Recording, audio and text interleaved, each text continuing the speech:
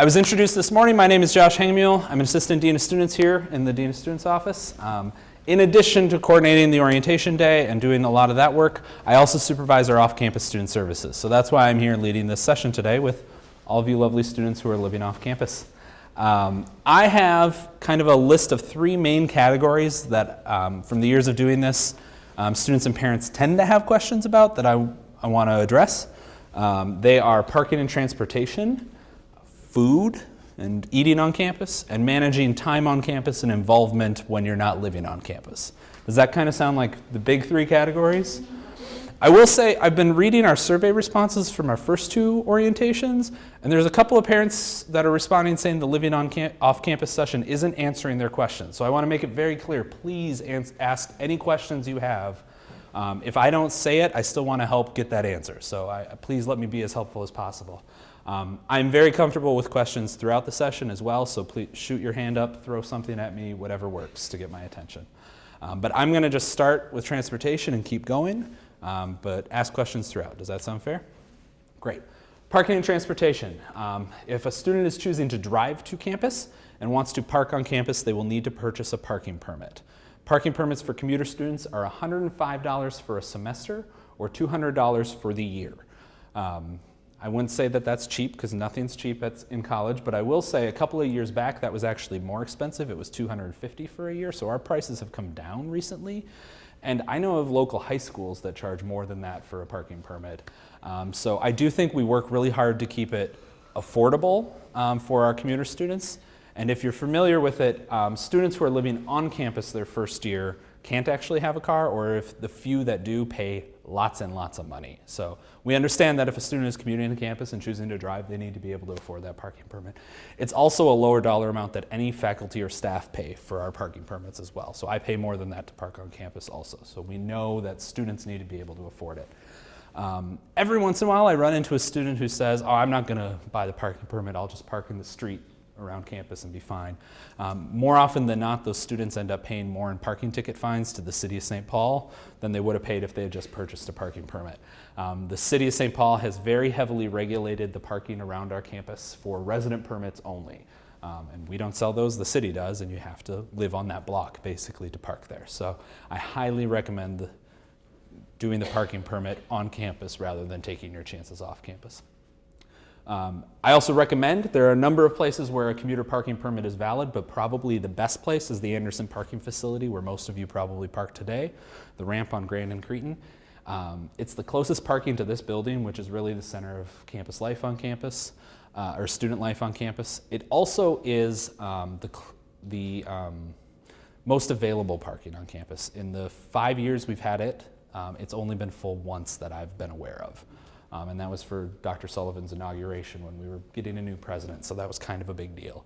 And so I think it's much easier rather than going to some of the smaller surface lots that might be a little closer to where your first class of the day is, but then going there and finding there's not a spot and you drive around for 10 minutes and then end up finding somewhere else to park.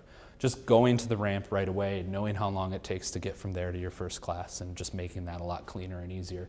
There's no additional cost to park in the ramp after you've purchased the permit. You just swipe your student ID that you got today after you've purchased the permit and the gate opens right up for you. So it's very convenient. Plus, shaded from the sun, covered from snow in the winter, which is obviously a thing we have a lot of here in the winter here in Minnesota. So a couple of things our public safety does for students who are driving that I want to just highlight.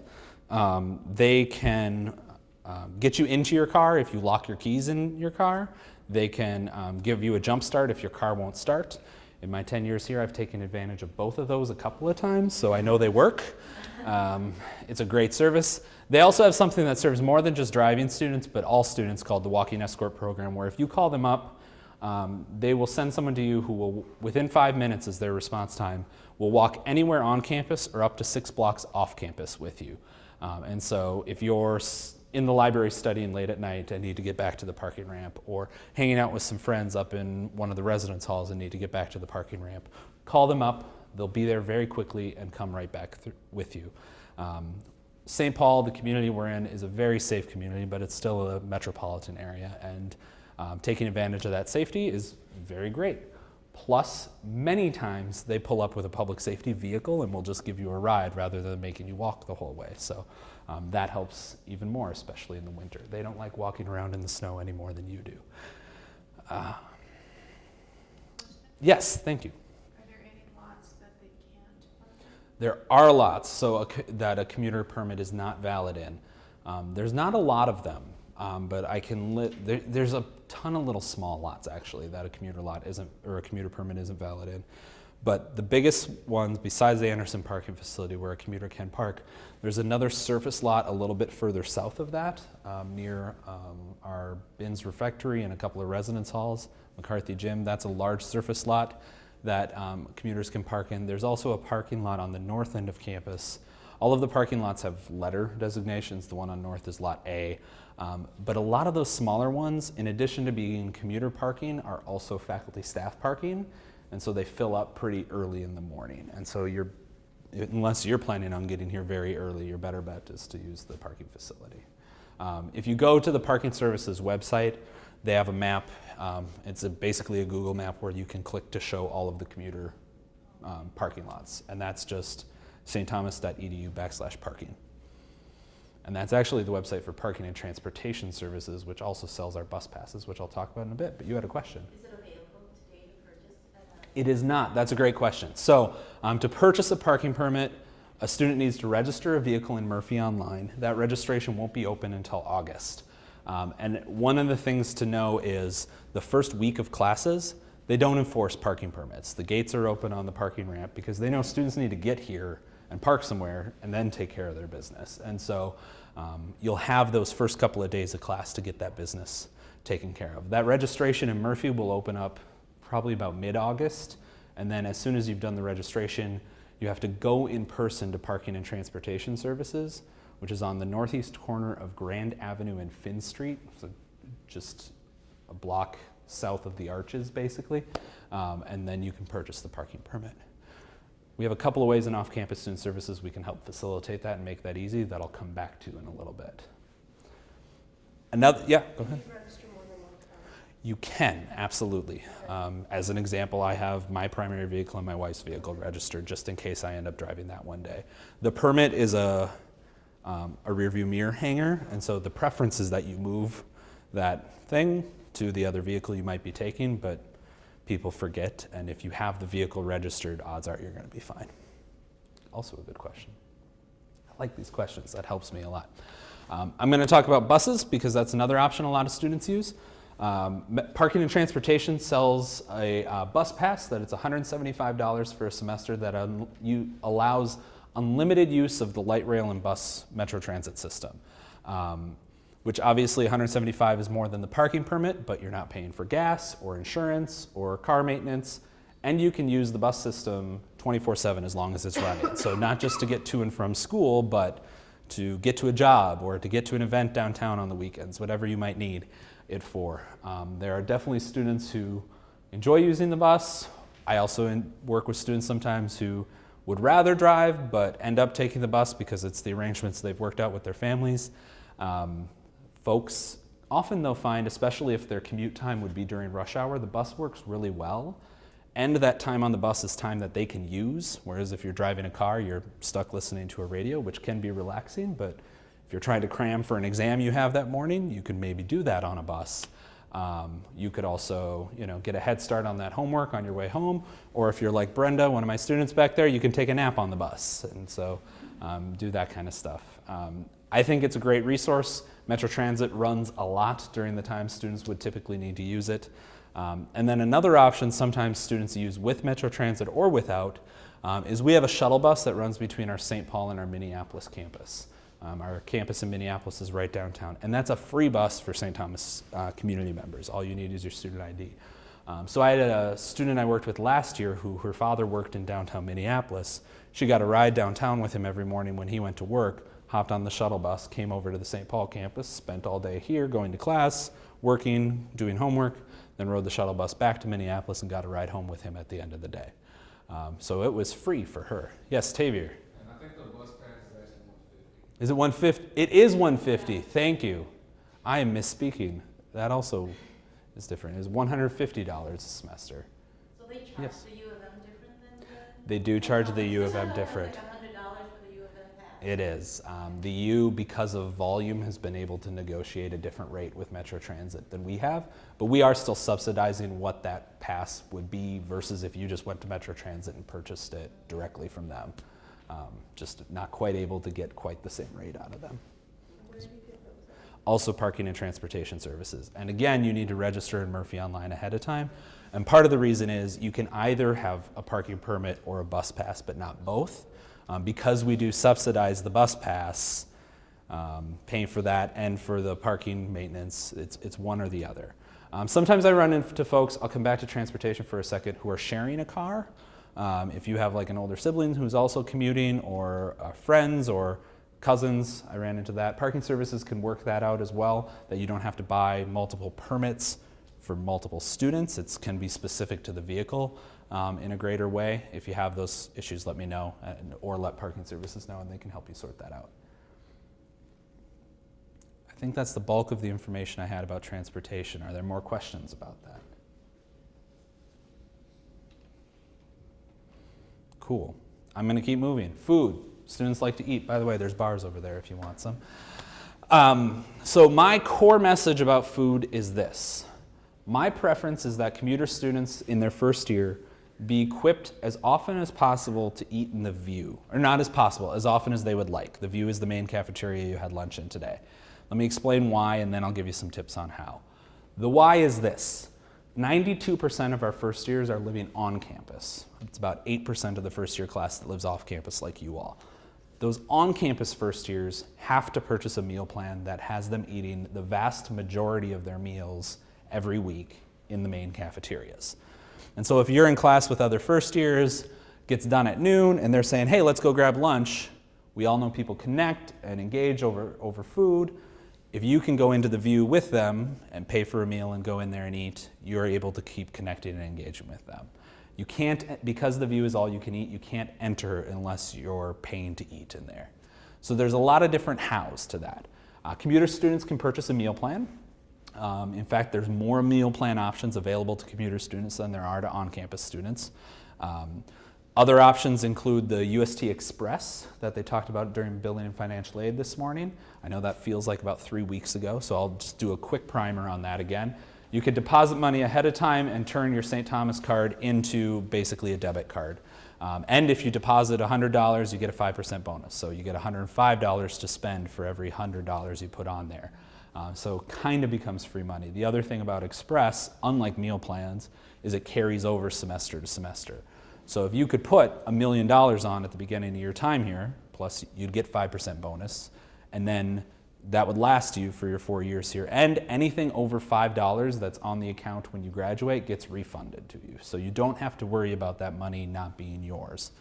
So Express is a very convenient way to get into the View. The View does also take check, cash, and credit card and debit card. So feel free to use those things as well.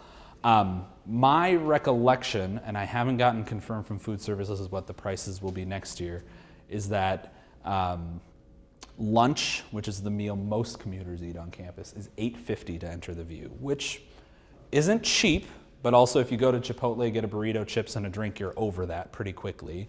And it's all you can eat. So you can get that multiple entrees, dessert, 3 different drinks, and get that freshman 15 right away if that's what you want. And so it is a decent value once you pay to go in there. And so I can't tell you what the best option for you is, whether it would be a meal plan or using Express or just occasionally swiping a debit card to get in there. It's really going to be what works best for you, and it may change semester to semester. So again, once we get towards August, food service will have all their prices updated about the door price and those kind of things. And if you're like me, you can sit at home and make an Excel spreadsheet calculating everything out. If you really want to, I'll sit down with anyone and do that. I'm a big enough nerd that I enjoy that. But the one thing I will say is meal plans, you really get the value out of the meal plans if you're going to eat a lot of the evening dinner meal on campus. If it's only lunches or primarily lunches, meal plans, the average meal price tends to be somewhere between that lunch and dinner average or door price. And so the meal plans tend to be a great value. Maybe if you're in a sport and you're going to go and eat in the view every night after practice, that can be a great value. If you're primarily eating lunch, it might not be as good of a value, but still find a way to get into the view because I think it's the best option on campus, especially for first years. I'm going to talk about a couple of different ways to get free food in a little bit too, which also complicates the math. Does that make sense as far as food? Yeah. You know, on that note, with a meal plan where they have a certain number of guests. Yes. How Yep. does that work with the express card? If he brings his sibling on campus for a Mhm. visit, Yep. can we use his card to eat at the view? If you purchased a meal plan, then you can use those guests to Right, eat. but- But if you did the express, right. And so as long as you had enough money on there to let you two, you could just say charge 4 meals to my express instead of 1 because it's just like a debit card. So it works that same way. Good. Also a great question. Thanks. And you could pull out your phone and put that money on the express as you're standing in the view line, and it is pretty instantaneous. And then you would be able to use it right then and there too. So that works very well.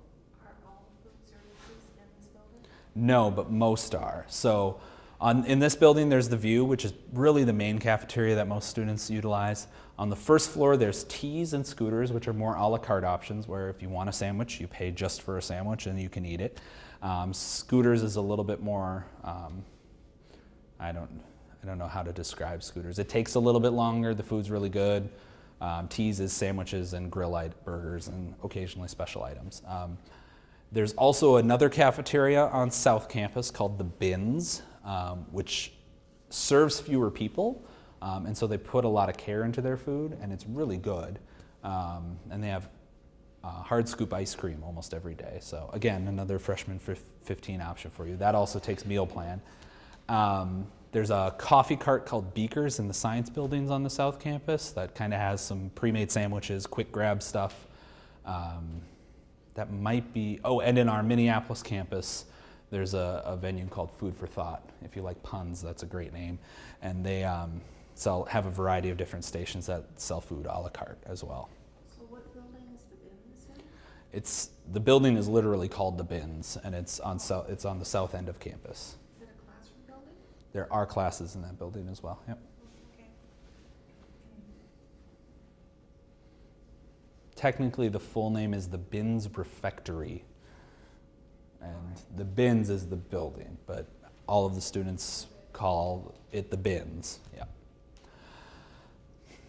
Another food option, if you choose to bring your food, you certainly can do that in Off-Campus Student Services Resource Room, which we'll go to in a little bit. That's the one stop on the commuter tour they mentioned this morning. I really want to show you that space.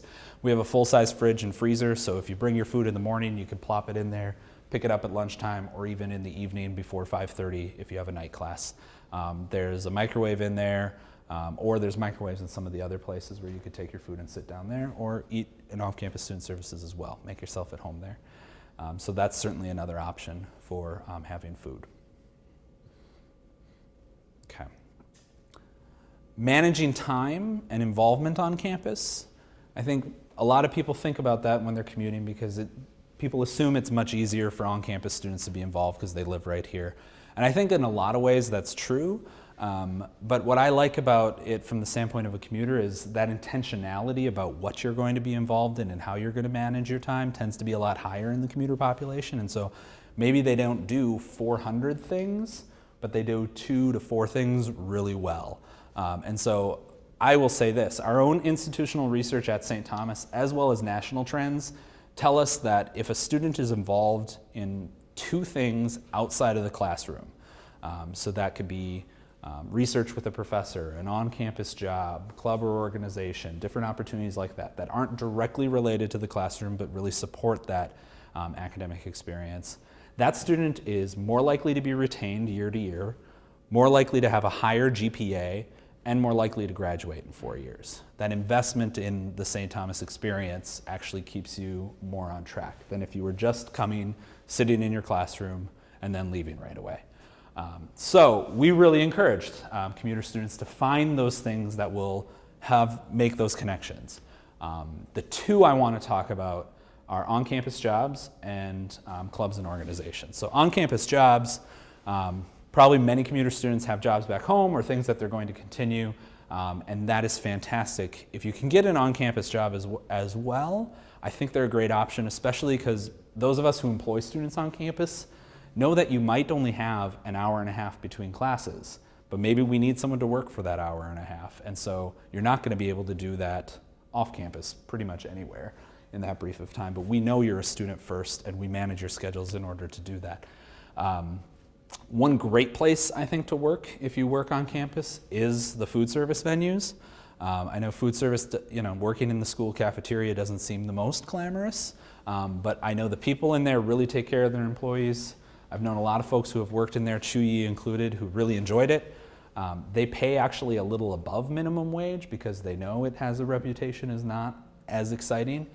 And every shift you work, you get a free meal too. So there's one of those free food things I was mentioning. So not only are you making money, but you're saving money on the food as well. That's one really good option, though there are plenty of other ways to work on campus as well. Another thing we really encourage in off-campus student services is clubs and organizations. So you maybe have heard we have over 140 clubs and orgs.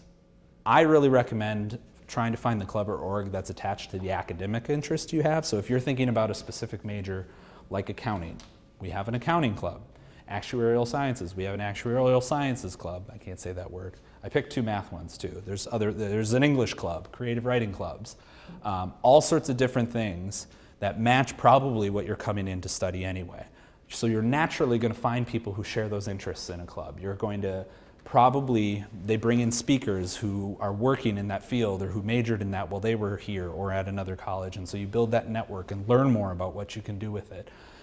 And you're going to connect with normally the advisors for those clubs are professors who are teaching in that major discipline, so you gain greater connections with those professors. It's a great resource. What makes it even better at St. Thomas is we have something called Convo Hour. Anyone heard of that yet today? Okay, Convo is short for convocation. That doesn't matter. Convo Hour is from 11:45 to 1:15 on Tuesdays and Thursdays. During that time, there is not a single class scheduled on this campus. So no one, when they look at their class schedules, should have class during those times on Tuesdays and Thursdays. So it's a time set aside in the middle of our day for the community to come together and outside of the classroom stuff. So a lot of campus-wide events happen during that time. You'll see different professors have office hours during that time that you can pop into. A lot of different study groups tend to meet during that time because they know people are free. And many of our clubs and student clubs and organizations meet during that time as well. I think that's awesome. When I was an undergrad, I didn't go here, but we didn't have something like that. So if you were in a club, it met at 9 o'clock at night. And if you lived off campus, you had to decide, do I stay on campus until 9 o'clock or do I go home and come back? And more often than not, you just said, I'm not coming. And you missed out on that opportunity. During Convo Hour, having that in the middle of the day makes it really easy for our off-campus students. So if your class schedule has you not starting class until about 1:30 on Tuesdays or Thursdays, I'd really encourage you to still make your plans to be on campus before that for Convo Hour. And if your class schedule has you done at like 10 or 11:30 on Tuesdays and Thursdays, I'd make your plans to stay on campus during Convo Hour as often as possible so you can do those clubs and orgs, so you can attend those speakers that are happening during those times. And since most of the clubs and orgs meet during the noon hour, they have food at them. It's often pizza, but it's often also not just pizza, and free food is free food, right? And so there's another way to get a free lunch a couple of times a week. I ask the students in the back sometimes how many free meals they get a week. The average is 2, I think, between you all. Vito once, who's not in the room, held up 4. His average was 4. 4 free meals a week from clubs and organizations. So you can do it if you find the interest, but don't do it just for the free food. Find something that actually interests you. Vito found clubs that really interest him. So that's something I definitely encourage. But find a place for you. Find a place that you can connect and engage and that supports your success here at St. Thomas. One of the other places that you could connect and engage is off-campus student services. There's my segue. I did it pretty well today.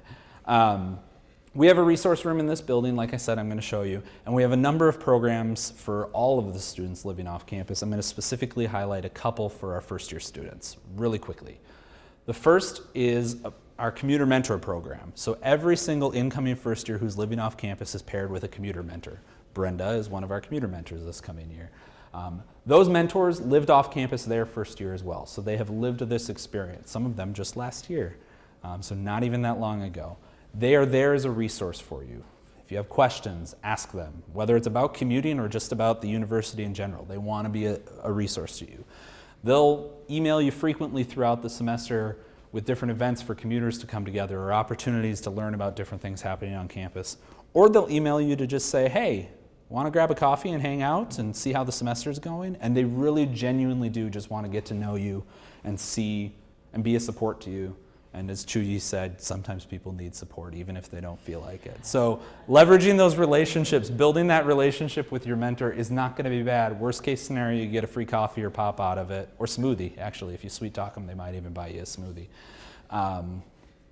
But they're a resource for you. We get people who get the emails from their mentors and never reply, but tell us they just appreciate knowing they had someone. I'd say reply, because if you don't reply to Brenda, she might cry. So even if it's just to say, I'm great, thanks for checking in, that can go a long way to helping the mentor know, all right, that's cool. We'll let you be, and I'll focus on someone who needs a little bit different support. So that's one. We have a picnic. I will say this. We have a picnic at the beginning of the year, the Wednesday before classes start, where we invite all of you back to campus, students and families, all of those who are living off campus, a chance to meet the commuter mentors, answer some more questions. And we started a little late in the evening, like 6:30, and we talked the bookstore and parking and transportation services into staying open until that point in time. So that's a time that you can get some of that business done about getting the parking permits or getting your books actually before the on-campus students have a chance at them. I think that's a great opportunity to get those used books a little cheaper before they clear out in the campus store. And so we'll send more information home about that. We'll email it and mail it, but just wanted to give a little preview about that as well. Another program we do is our Commuter Resident Partnership Program. This you have to sign up for. Some of you may have signed up at the information fair if you made it to the off-campus student services table. If you didn't, we'll still take you sign up between now and the beginning of the year. We'll pair you with a residence hall floor. You become an honorary member of that floor. The resident advisor invites you to all the floor programming. You get to connect with the people living on that floor. And to make that connection even easier, you're given card access to the residence halls as if you lived there. And so as you're connecting with the people on that floor, that RA, you can just swipe your card, enter the building, which are secured 24/7, as if you live there, and connect with those people even easier. It also works great as if you're making friends in other buildings than the floor you're paired with, or have friends coming from your high school who you want to hang out with every once in a while. That card access works for that as well. We want to make it easy for you to have those connections on campus, and ResLife graciously gives us this access. They don't have to, and resident students are paying a fair amount to have that access. You can have it for free if you sign up. You just can't break policy when you're in the residence halls. I've never had a problem with that, but I have to say that just so that I'm upfront about it. The last thing I'll point out is we do a learning, this is our second year of doing a learning community specifically for commuters. It's a theology class in the fall and a philosophy class in the spring. Theo 101, everyone needs to take it. And it's one section just for off-campus first years. Unfortunately, it's just one section, and so you're either in it or you're not. It's taught by Dr. Bernie Brady, who's the chair of the theology department. And what we do is it's just commuters in there, and then we also, every once in a while, we bring the group either to different resource workshops, get together for different social things right after class, or even simply when they build the schedule, the class gets done at noon on Monday, Wednesday, Friday. They build it so that you don't have a class at noon, and we can go to lunch together a couple of times a month or so. It's a great connection point. Unfortunately, none of the folks here were in it last year, but Brenda knew people who were in it and was super jealous of them the entire time. I knew it. She still did great without it. But so if that's your schedule, if you have Theo 101 with Brady on Monday, Wednesday, Friday, that goes until noon, you're in that program. If that sounds great to you, awesome. You're in it. If you're in it and it doesn't sound like something you're interested in, please call academic counseling and let them know, because I know there are other people who are interested in being in it who weren't able to. And so if that's you that would be interested in this and didn't get it, call academic counseling, and they have a list, a waiting list that they have so that if people can plug in. And we did have a couple of change in and out last year, so please make that call if it's something you're interested in. Whew. That's the extent of my information, but questions, yes? Regarding job on campus, when do students are allowed to apply or? Adding point in time starting now. And so there are jobs starting to be posted, though it's slow right now. Although I will say food service was recruiting today. And so you could start working on those positions right away. The other options, there's a jobs board, stthomas.edu/jobs@UST. And if you click on student, you'll see what's posted for students so far. The other thing is if you have an interest and you know there's maybe a specific academic department that it might be beneficial to work for or helpful to work for, or if you have a skill set, like I know folks who are incoming, I know someone who works in my office, their son is coming into campus and he has a lot of computer skills and already actually has a job lined up with ITS, Information Technology Services, for the fall. Approaching those offices and finding the contacts on the website and emailing them directly saying, hey, here's the skills I have, the experiences I have, are there positions open that I could apply for? Pretty much every position on campus requires a cover letter and resume. And so if you don't have one, now would be a good time to do that. You all met with Career Services at some point in time today. You could meet with them to develop that cover letter and resume, well, not tomorrow, it's Saturday, but next week if you wanted to. They'll take appointments from incoming students anytime now to help you get that ready. So feel free to leverage those resources now if that's something that's helpful to you. Does that answer your question? On that note, if Yep. you're going to be coming for services like that, Mhm. where do they park? They have to pay parking? There's no parking enforced on the summer. So they can park in the parking facility or on the surface lots. Yep. Good question as well. Are there other questions? Yes? How many are in the incoming class this year? The last number I saw was just below 1,400. Right around there, yep. Well, how many can we handle? A handful of years back, we had one of our largest classes, and it was a little over 1,500, I think. So it's a tight range, but yeah, that's about the top. And we had to do some hoops to make that class size work, but yeah, it came together. Well, I want to be respectful of people's times. I want to take you to off-campus student services. It's just down one floor and down a hallway.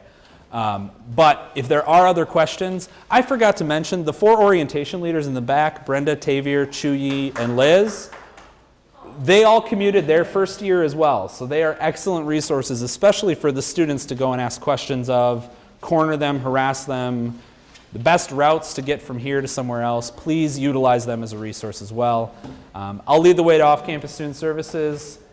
If you could spend 5 minutes there with me, that's great. If you need to get going, I understand, but I'll be there to answer any questions as well that you might have. Thanks.